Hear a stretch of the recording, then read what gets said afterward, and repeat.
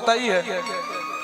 श्री सुखदेव जी महाराज कथा कहने लगे, पर यह बात इंद्र को पता चल गई कि मृत्यु लोक में श्रीमद् भागवत कथा हो रही है। तो उसने क्या किया, इंद्र ने अमृत का कलश लिया और सीधे श्री सुखदेव जी के पास पहुंच गए। भागवत जी को प्रणाम किया, श्री सुखदेव जी को प्रणाम किया, अमृत का कलश सामने रख दिया। श्री सुखदेव जी ने पूछा, देवताओं ये क्या है? बोले महाराज ये अमृत है, याते का होवेगा? बोले इससे ये होगा कि इसे आप परीक्षित को पिला दो।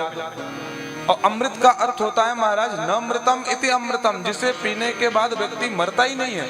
और इसको श्राप लगाए ना 7 दिन में मरने का, तो हजारों तक्षक भी इसे आकर के काटे फिर भी ये मरने वाला नहीं है, क्योंकि अमृत पी लेगा।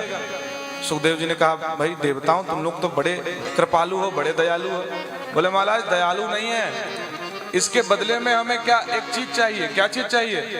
बोले कि ये अमृत तो आप रख लो, पर ये जो श्रीमद् भागवत कथामृत आप परीक्षित को पिला रहे हो, ये उसे न पिला करके हमें पिला दो, ये अमृत आप इसे पिला दो।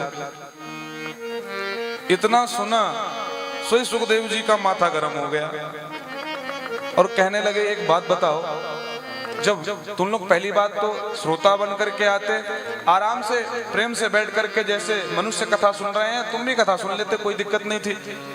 पर तुम बन करके आए हो व्यापारी, और व्यापारी बन करके भी आए हो तो व्यापार उस चीज का कर रहे हो, तुम तो ऐसी बातें कर रहे हो कि कांच का टुकड़ा ले लो महाराज, और आपके पास जो करोड़ों का डायमंड है ना वो हमें दे दो। क्व सुधा क्व कथा लोके क्व काच क्व मणिर्महान ब्रह्मरातो विचार्यैवं तदा देवांजहास। क्व सुधा क्व कथा लोके क्व काचा क्व मणिर्महान, कहाँ कांच का टुकड़ा, कहाँ करोड़ों की मणि। इंद्र ने पूछा कौन सा कांच का टुकड़ा? बोले ये तुम्हारा जो स्वर्ग का अमृत है ना, ये कांच का टुकड़ा है, और ये श्रीमद् भागवत का ज्ञान अमृत है, ये करोड़ों की मणि है। तो कांच का टुकड़ा दे करके करोड़ों की मणि मांग रहे हो, तुम्हारे जैसा बुद्धिमान तो कहीं नहीं मिलेगा। और अभक्तांस्तान सविज्ञाय न ददौ स कथामृतम, अभक्त जान करके देवताओं को डांट करके भगा दिया। देवता भाग करके सीधे ब्रह्मा जी के पास में पहुंचे। बोले ब्रह्मा जी ये देखिए, ये श्री सुखदेव जी महाराज मनुष्यों को तो कथा सुना रहे हैं, हमें डांट करके भगा दिया। ऐसा